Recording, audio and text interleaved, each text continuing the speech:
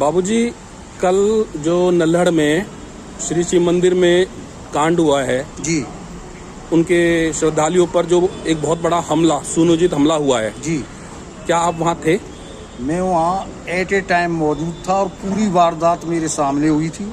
मैंने चश्मदीद अपनी आंखों से वहाँ के हालातों को देखा और देखने के बाद मैं इस नतीजे पे पहुँचा कि अगर प्रशासन इस बात पर अमल नहीं करेगा तो चंद दिन बाद मुसलमानों का राज होगा और हमारी बहन बेटियों की इज्जत हमारे सामने लूटी जाएगी।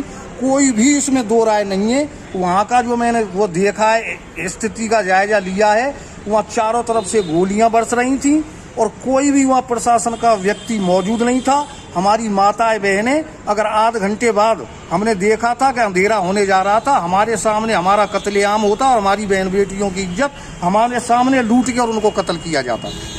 तो बाबूजी, वो लोग आप लोगों के मंदिर में आने के बाद उन्होंने फायरिंग की? हाँ, पहाड़ पर वो लोग चढ़े हुए थे, हम नीचे थे मंदिर में। करीब 6000 बच्चे, लेडीज और हम बुजुर्ग थे उसके अंदर।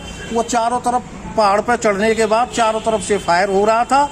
जब हम लेडीजों को बाहर निकालने की कोशिश करते थे तो वो अपना फायर तेज कर देते थे और वहाँ जो गाड़ियों का हमने सिलसिला अपनी आंखों से देखा, वहाँ कम से कम मेरी नज़रों में, मेरी 76 साल की एज हो गई, कम से कम 300 गाड़ियों में आग लगाई गई और गाड़ियाँ पलटी गईं। जब हम वहाँ से निकलने की कोशिश कर रहे थे तो चश्मदीद मैंने वहाँ आदमियों का कत्ल होते हुए देखा। फरसाओं से काटे जा रहे थे, वो लाश कहाँ जा रही थी, कौन ले जा रहा था, इसके बारे में नहीं पता, क्योंकि हमें खुद अपनी सुरक्षा करनी थी। हम वहाँ ये देख रहे थे कि हम कैसे निकल के यहाँ से जाएं। ये मैंने स्थिति अपनी आंखों से वहाँ चश्मदीद देखी है।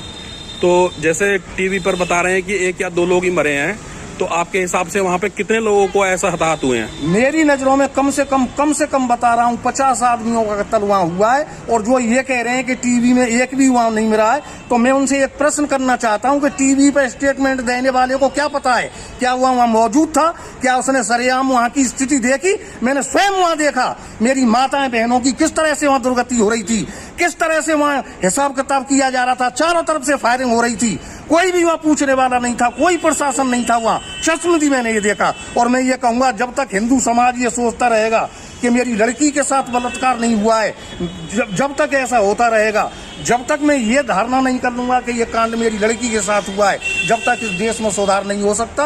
आपको मैं बता रहा हूँ, अपना तजुर्बा बता रहा हूँ, कल की स्थिति का देख के मैं हालात बता रहा हूँ। अगर ये स्थिति चलती रही तो वो दिन ज़्यादा